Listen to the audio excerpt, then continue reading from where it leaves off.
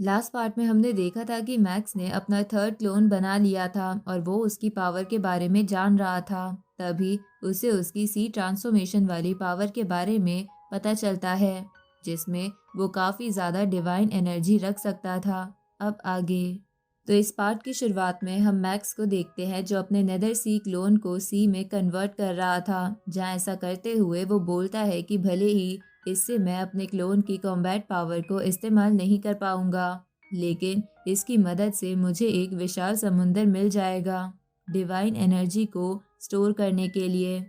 इधर बबाता देखती है कि मैक्स का इनर वर्ल्ड उस सी के लिए काफ़ी नहीं था, क्योंकि वो सी बहुत तेज़ी से एक्सपेंड हो रहा था और वो अब मैक्स को जाके बताती है कि तुम्हें जल्द से जल्द अपना इनर वर्ल्ड एरिया बढ़ाना होगा। तो मैक्स अपने गोल्डन हॉर्न बेहेमोथ की बॉडी को बाहर निकालकर उसे ट्रेजर्स खिलाने लगता है, जिसमें उसका साथ उसके सर्वेंट्स एरो किंग और बबाता भी दे रही थी। और इसकी वजह से मैक्स का इनर वर्ल्ड का एरिया बहुत तेज़ी से बढ़ रहा था, जिसके कारण उस समुंदर का लेवल भी नीचे आने लगता है। तभी बबाता भी कहती है कि इस समुंदर का डायामीटर 10 बिलियन किलोमीटर है, जबकि तुमने इस इनर वर्ल्ड का डायामीटर 1 ट्रिलियन किलोमीटर कर लिया है, जो कमाल की बात है। अब मैक्स भी उस विशाल समुंदर को देखकर हैरान हो जाता है और बोलता है कि मेरे लाइफ जीन और डिवाइन एनर्जी को स्टोर करने की कैपेसिटी मैक्सिमम लिमिट पर पहुंच चुकी है और अब तक सब कुछ अच्छा गया है। इसलिए अब मुझे अनडाइंग लेवल पर ब्रेक थ्रू करने की तैयारी करनी चाहिए।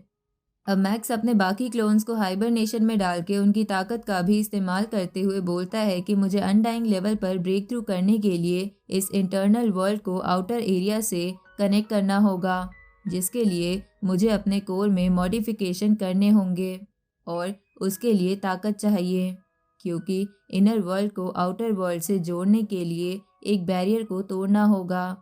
अब मैक्स अपनी बीस्ट गॉड स्टैचू की फॉर्म को बाहर निकाल लेता है और अपने स्टार सील्स की मदद से बीस्ट गॉड स्टैचू की ताकत मिलाकर उस बैरियर पर अटैक करता है, लेकिन उस पे बस हल्की सी खरोच आती है, जो खुद ब खुद हील हो जाती है।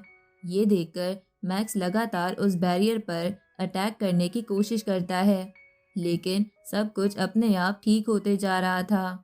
ये देखकर मैक्स हैरान था, साथ ही उसे कुछ भी समझ नहीं आ रहा था, क्योंकि वो अपनी सारी स्ट्रेंथ का इस्तेमाल कर रहा था। तभी बबाता मैक्स को बताती है कि तुम्हारे नेदर सी क्लोन की भी लाइफ जीन 10,000 गुना बड़ी थी, जिसकी वजह से ये बैरियर उतना ही ताकतवर हो गया था, पर तुम उसकी पावर को इस्तेमाल नहीं कर सकते, क्योंकि तुमने अपने क्लोन को नेदर सी में बदल दिया है। इसलिए तुम्हें खुद को और ताकतवर बनाना होगा, जिसके बाद ही तुम इस बैरियर को तोड़ पाओगे। अब मैक्स ये सुन के कल्टीवेशन के लिए बैठ जाता है, जहाँ देखते ही देखते 20,000 साल बीत जाते हैं, जिसकी वजह से बाहर सब बातें बना रहे थे कि ब्लेड रिवर किंग अब तक अनडाइंग लेवल पर क्यों नहीं पहुंचा। लगता है वो कोई फ्रॉड था जो सबको धोखा दे रहा था और उसका लक ही बस उसका साथ दे रहा था। इधर मैक्स को कल्टीवेशन करते करते 30,000 साल बीत जाते हैं, जहां मैक्स कल्टीवेशन से उठते हुए कहता है कि मुझे ब्रेक थ्रू करने की इतनी जल्दी क्यों है, मुझे इस यूनिवर्स में घूमना चाहिए और चीज़ों को ऑब्जर्व करना चाहिए। अब वो बबाता के पास आता है और उससे कहता है कि चलो इस नए मिले स्पेस क्राफ्ट का इस्तेमाल करते हैं। अब मैक्स बबाता के साथ स्पेसक्राफ्ट में बैठकर यूनिवर्स में घूमने लगता है, जहां ऐसा करते हुए वो बताता है कि पास्ट में मैं बस बंद दरवाजे में कल्टीवेशन करा करता था, पर अब मुझे पता चल रहा है कि यूनिवर्स के हर कण में डिवाइन एनर्जी है, जिसकी मेरे कल्टीवेशन को ज़रूरत है और इससे मैं और जल्दी ताकतवर बन सकता हूँ। अब मैक्स अलग अलग जगह जाकर कल्टीवेशन करने लगता है, साथ ही चीज़ों को अच्छे से ऑब्जर्व करने लगता है, जहां उसकी अब हर बारीक चीज पर नजर जा रही थी। अब मैक्स को महसूस हो रहा था कि वो ब्रेक थ्रू कर सकता है, इसलिए वो बिना अपने आप प्रेशर डाले इनर वर्ल्ड में जाके अपनी स्टार सील्स निकालता है और बीस्ट गॉड स्टैचू को भी, जिसके बाद वो उन दोनों की मदद से फिर से उस बैरियर पर अटैक करता है, जिसके कारण वो बैरियर टूट जाता है। इस तरफ सिटी लॉर्ड की दूसरी फॉर्म मैक्स को देख रही थी, जहां वो मैक्स को ऐसा करते हुए देख काफी खुश थे। साथ ही बाकी कुछ लोग भी देख पा रहे थे कि मैक्स ब्रेक थ्रू कर रहा है। इधर सिटी लॉर्ड की दूसरी फॉर्म कहती है कि मैक्स ने कल्टीवेशन को काफ़ी अच्छे से समझा है। कोई ऑर्डिनरी इंसान अनडाइंग लेवल पर जाकर कुछ नहीं सीख सकता, पर मैक्स के केस में ये बिल्कुल अलग है। इधर मैक्स के क्लोन्स अपग्रेड हो जाते हैं। साथ ही मैक्स अपने विशाल समुद्र में डिवाइन एनर्जी को स्टोर करने लगता है, जिसे देखकर सिटी लॉर्ड की फॉर्म कहती है कि लगता है इस वर्ल्ड में एक ऐसी सुपर एग्जिस्टेंस आने वाली है जो कई सारी एलियन स्पीशीज को हिला के रख देगी।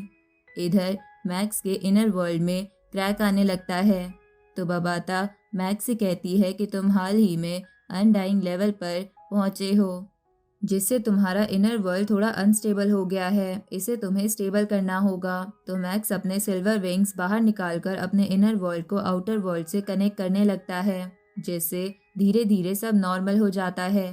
तभी मैक्स कहता है कि अब से मेरा इनर वर्ल्ड मेरी सबसे बड़ी कमजोरी और ताकत बन चुका है, क्योंकि इसमें मैं काफ़ी ज़्यादा डिवाइन एनर्जी स्टोर कर सकता हूँ।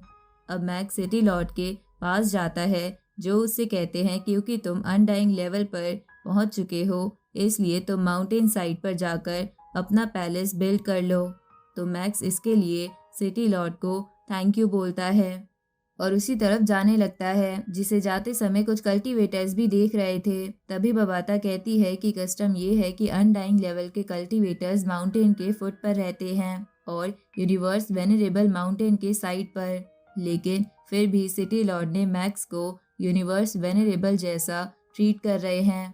इस तरफ मैक्स को एक सीनियर मिलते हैं, जो उससे पूछते हैं कि क्या तुम अपने सीनियर को ढूंढते हुए यहाँ आए हो। इस पे मैक्स कहता है कि नहीं, मैं बस अपना पैलेस बिल्ड करने आया हूँ। ये सुन के वो सीनियर कहता है कि बिना परमिशन के अनडाइंग यहाँ नहीं आ सकते।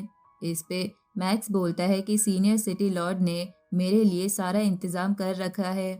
इधर ये सुन के कुछ कल्टीवेटर्स काफ़ी गुस्सा हो जाते हैं, क्योंकि मैक्स को स्पेशल ट्रीटमेंट मिल रहा था। इधर मैक्स अपने मंकी सीनियर के साथ घूम रहा था, तभी उसके पास फाइजिंग किंग आता है। तो मंकी सीनियर उससे पूछते हैं कि तुम्हें क्या चाहिए। इस पे वो बोलता है कि मैं ब्लेड रिवर किंग को अनडाइंग लेवल पर पहुंचने के लिए कॉन्ग्रेचुलेशन बोलने आया हूँ।